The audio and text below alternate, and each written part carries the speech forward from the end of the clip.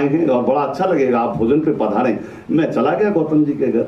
अब वो हरि भाई ने भोजन की व्यवस्था अच्छी करी हुई थी, पर वही भारतीय मूल तो था ही ना, भारतीय आदमी तो सुधर नहीं सकता।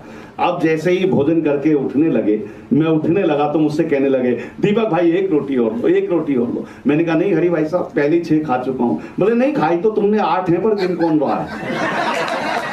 ये बड़ी दिक्कत हो जाती है। अच्छा माँ, जैसे हमारे यहाँ चमत्कारी बाबा हैं, मैं पुरानी दिल्ली की पैदाइश हूँ, गीता कॉलोनी की। उसके बाद विवाह मेरा बिजनौर हुआ है।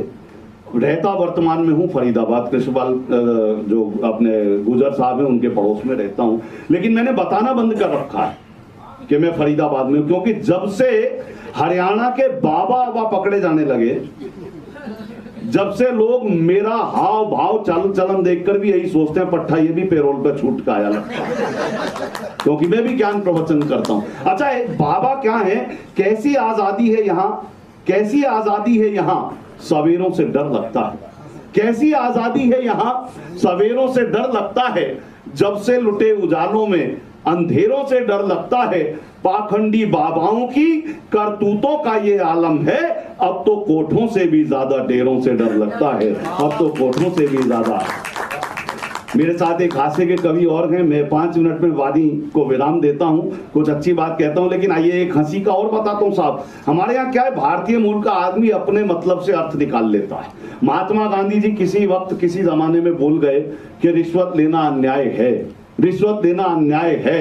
हम भारतीय आदमी, हमने अपने अर्थ स्वयं गढ़ लिए, रिश्वत लेना अन्याय है।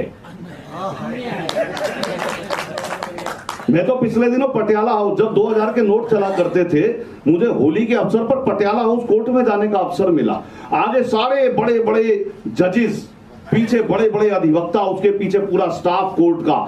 अब वो मैंने पूछ लिया, मैंने कहा साहब, क्योंकि कलाकार कभी कोई नाम लेवे तो उसके नाम पे ही सम्मान आ जाता आजकल तो मैंने पूछ लिया, लेकिन कवि की चतुराई है, सरस्वती कृपा है। मैंने पूछ लिया, मैं कहा जज साहब मिलॉर्ड, ये बताएं कि सपने पर कोई केस तो नहीं? बोले नहीं। मैंने कहा फिर तो बच गया, और कवि को बात भी कहनी है। मैंने कहा मिलॉर्ड, पिछले दिनों मुझे एक सपना आया।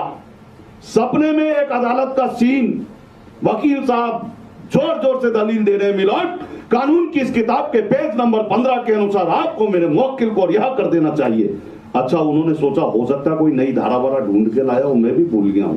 बोले मिलॉर्ड, कानून की इस किताब के पेज नंबर 15 के अनुसार आपको मेरे मुवक्किल को रिहा कर देना चाहिए। जज साहब ने कहा वो किताब मेरे सामने पेश की जाए। जैसे ही वो किताब उनके सामने पेश की गई, उन्होंने पेज नंबर 15 खोला, देखा अंदर 2-2 हजार के 10 नोट।